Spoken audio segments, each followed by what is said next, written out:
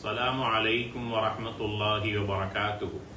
கண்ணியத்திற்கும் மதிப்பிற்கும் உரிய சகோதர சகோதரிகளே, ஒரு நாள் பொழுது நபிகள் நாயகம் ஸல்லல்லாஹு அலைஹி வஸல்லம் அவர்கள் தன் தோழர்களை பார்த்து இவ்வாறு சொன்னார்கள்: மன் கான யுமினு பில்லாஹி வல் யௌமில் ஆகிர் ஃபல்யகுல் கைரன் அவ் லியஸ்முத். அல்லாஹுவை மறுமை நாளையும் நீங்கள் ஈமான் கொண்ட இறை விசுவாசிகளாக இருந்தால் பின்வருகின்ற 3 விடயங்களை உங்களுடைய வாழ்க்கையில் நீங்கள் அழகாக்கி கொள்ளுங்கள், எடுத்துக் கொள்ளுங்கள். அப்போது உங்களுடைய கல்விலே ஈமான் இருக்கிறது என்பதற்கு அடையாளம் என்று 3 விடயங்களை இந்த உம்மத்தினருக்கு, சமூகத்தினருக்கு அடையாளப்படுத்துகிறார்கள்.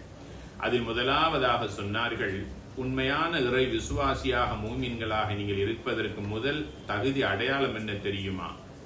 பேசினால் நல்லதை பேசுங்கள் என்று சொல்லுகிறார்கள், அல்லது வாய்மூடி மௌனமாக இருங்கள் என்று சொன்னார்கள்.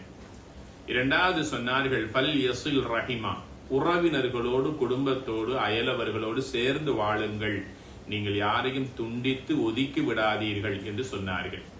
மூன்றாவது சொன்னார்கள், பல் யுக்ரிம் வைஃபா, உங்களிடத்தில் வருகின்ற உறவினர்கள், நண்பர்கள் யாராக இருந்தாலும் அவர்களை விருந்தாளிகளாக வரவேற்று நல்ல முறையில் அவர்களை உபசரியுங்கள் என்று அல்லாஹுடைய தூதர் இந்த 3 பண்புகளையும் ஒரு முஃமினுக்குரிய அடையாள சின்னமாக எங்களுக்கு அடையாளப்படுத்துகிறார்கள். பேசினால் நல்லதை பேச வேண்டும், உறவினர்களோடு சேர்ந்து வாழ வேண்டும், வீட்டுக்கு வந்தவர்கள், எங்களுடைய தொழிலகங்களுக்கு வந்தவர்கள், நாம் தொழில் புரிகின்ற எங்களுடைய அலுவலகத்துக்கு வந்தவர்கள், இவ்வாறாக யார் எங்களிடத்திலே எங்களை தேடி வந்தாலும் அவர்களை நாங்கள் முகம் கோணாமல், முகம் சுளிக்காமல் வரவேற்க வேண்டும். அவர்களுக்கு தேவையான உதவி ஒத்தாசைகளை அறிந்து புரிந்து அவர்களுடைய மனம் நோகாதபடி நாங்கள் நடந்து கொள்ள வேண்டும். விருந்தாளிகளை உபசரிக்க வேண்டும்.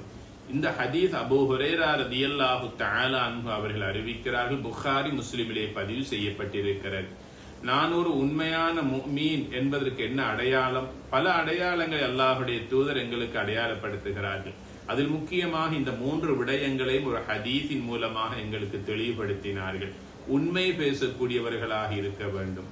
வாய்மையை பேசி நாம் சத்தியவான்களாக இந்த உலகத்திலே மற்றவர்களுக்கு முன்னால் என்னை நாங்கள் அடையாளப்படுத்த வேண்டும். பொய் பேசுவதிலிருந்து, புறம் பேசுவதிலிருந்து, மற்றவர்களை பற்றி இன்னொருவரிடத்திலே கோல் சொல்லி திரிகின்ற இழி நிலையிலிருந்து, அவதூறான பேச்சுக்களையும் அசிங்கமான பேச்சுக்களையும் பேசுவதிலிருந்து எங்களுடைய நாவை நாங்கள் பாதுகாத்துக் கொள்ளுகிற போது என்னுடைய உள்ளத்தில் ஈமான் என்கின்ற இறை விசுவாசம் இருக்கிறது என்பதற்கு அடையாளமாகும். இரண்டாவது அடையாளம், என்னோடு இருக்கின்ற என்னுடைய உறவினர்கள், நண்பர்கள், என் சகோதர சகோதரிகள், இவர்களோடு நான் சேர்ந்து வாழக்கூடியவனாக இருக்க வேண்டும். எங்களுக்கு அல்லாஹு தஆலா பல சந்தர்ப்பங்களில் பலவாறான அந்தஸ்துக்களை அல்லாஹ் தந்திருக்கிறான்.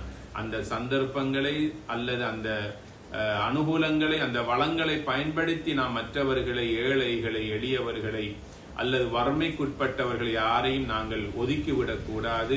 அவர்களை நாங்கள் அலட்சியப்படுத்தி விடக்கூடாது. யாராக இருந்தாலும், உறவினர்களாக இருந்தால் காணும் இடங்களிலே சிரிப்பதும், சலாம் சொல்லுவதும், முசாபஹா செய்வதும், அவர்களிடத்திலே நன்றாக இணங்கி பேசுவதும் ஈமான் எங்களுடைய கல்விலே இருக்கிறது என்பதற்கு அடையாளமாகும்.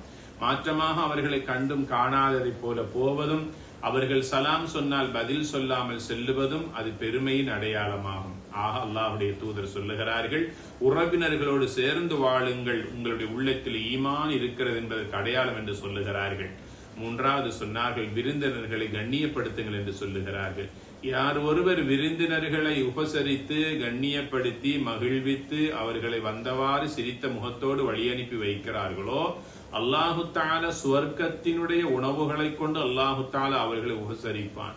நினையாத புறத்திலிருந்து வாழ்வாதாரத்தை, ரிசுக்கை அல்லாஹு தஆலா வழங்கி அவர்களை அல்லாஹு தஆலா சந்தோஷமாக வாழ வைப்பான். வறுமையிலிருந்து, பொருளாதார நெருக்கடியிலிருந்து அல்லாஹு தஆலா அவர்களை பாதுகாப்பான். இப்படியாக இன்னொரு பல நன்மைகளை தரக்கூடிய ஒன்றுதான் வந்த விருந்தாளிகளை முகம் சுளிக்காமல் வரவேற்பதும், அவர்களை நாங்கள் கண்ணியப்படுத்துவதும், அவர்களுக்கு கொடுக்க வேண்டிய முழுமையான மரியாதையை கொடுத்து மனம் நோகாமல் அவர்களை கண்ணியப்படுத்துவதாகும். இந்த 3 அடையாளங்களும் ஒரு முஃமினிடத்தில் இருக்க வேண்டிய அடையாள சின்னங்களாக அல்லாஹுடைய தூதர் ஸல்லல்லாஹு அலைஹி வஸல்லம் எங்களுக்கு அடையாளப்படுத்தினார்கள், எடுத்து நடக்குமாறு ஏவி இருக்கிறார்கள்.